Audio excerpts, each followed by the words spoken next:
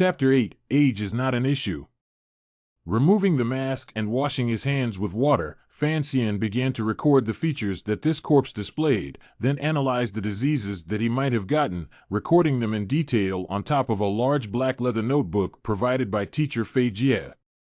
Only after doing all this did he stand up, his face a little pale, his long eyelashes fluttering. "Teacher, what else is there to do?"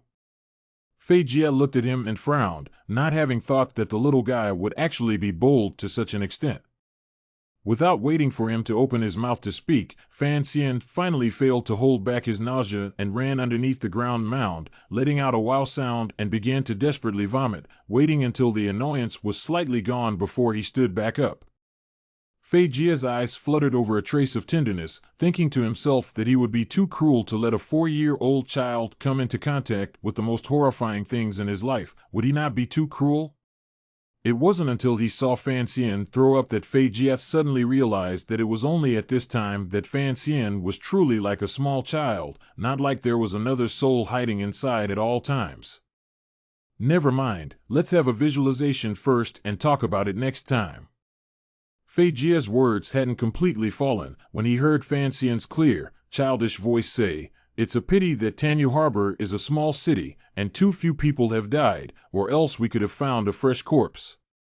Fei Jie's heart thumped, slowly turning his head to face Fan Xian's eyes without an ounce of impurity, not knowing what he wanted to see in those eyes, and only after a long time did he coldly say, "Why? Why aren't you afraid? Why aren't you angry at me for making you do these things?" Fei Jie felt puzzled, frowning, looking at the little guy. Fan Xian lowered his head and said respectfully, "Because teacher said that he wanted to poison a person for me to observe and learn from, and I was scared, so I preferred to come and dig up the corpse." "So there are still things in this world that you are afraid of?" "Yes."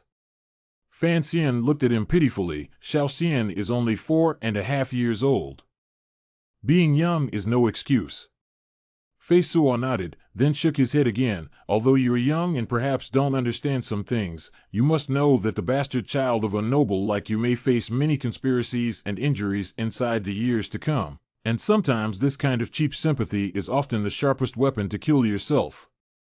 After saying these words, Fei Suk had a strange thought. Perhaps everything he said, this little child in front of him might understand.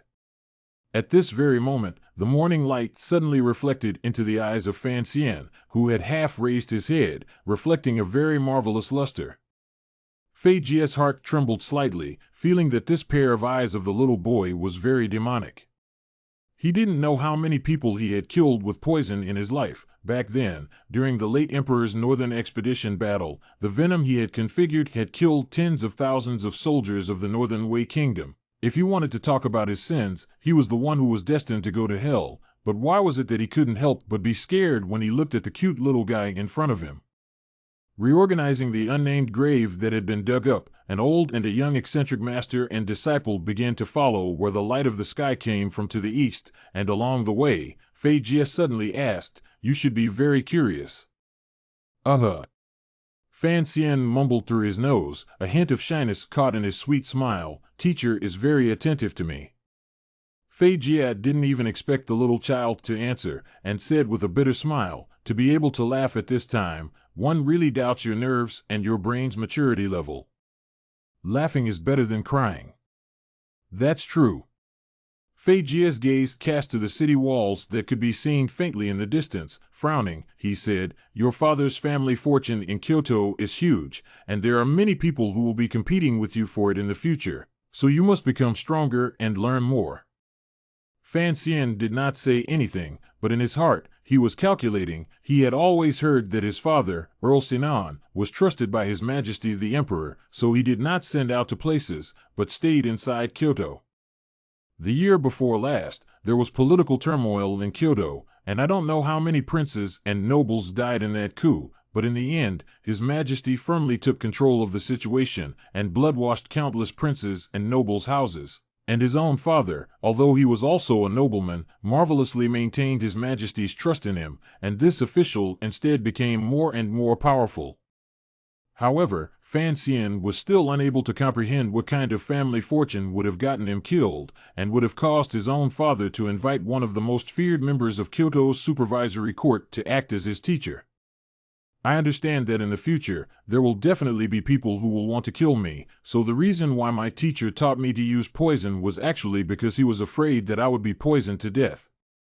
Not bad. There are many ways to kill someone, but the most convenient and least noticeable is to use poison. Fei Suo placed his hand on the top of his head and gently touched it twice. My mission is to teach you these aspects within this year, to ensure that no one will be able to poison your meals and poison you to death in the future. Why now? Aren't you afraid of people poisoning me some years ago? There were some questions that had to be asked clearly, so Fan Xian didn't care about being afraid of letting the other party notice his maturity beyond his age, and continued to pursue the question. Fei Jie smiled, but there was some indescribably sinister flavor in his smile, because last month, Count Sinan's aunt just happened to give birth to a son, which means that for the Count's estate, you've already got one more competitor, and that aunt just happens to have some connections with certain people in the supervisory court.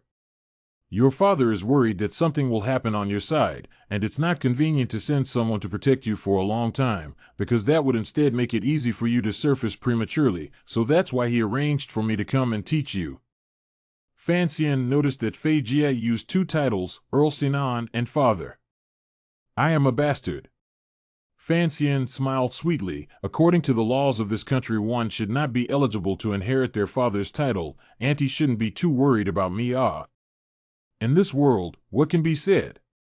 Fei Suo casually replied, although the fifth person has been secretly protecting you, but after all, he can't be your nanny. The poison in the meal can't poison him, but it can easily kill you. And you don't realize how many people will accompany you to your death if you die. Fan Xian became more and more puzzled, thinking to himself what kind of power his father, whom he had never met, had in secret, clearly too much power and ability than an earl could possess. The morning light is faintly she, Fei Jie holding his small hand toward Tanyu City. A tall and a short two shadows fall on the ground, pulled into a long two. Fei Jie looked at his still somewhat pale little face. In fact, the dead is the least scary. Yes. Don't use that kind of true qi to control your emotions in the future. People's emotions can't be properly vented. Even if the domineering true qi in your body is really practiced to the peak, you will only become a monster that only kills people. Yes. Fan Xian obediently dispersed the true qi in his body, no longer forcibly controlling his fear and nausea for the dead corpses. Just at this time, Fei Jie suddenly said, "There's still a piece of rotting intestines in your sleeve. Are you planning to go home and roast it in red?" Ah! A shriek from a small child and the sinister laughter of some bad teacher came from the quiet countryside path.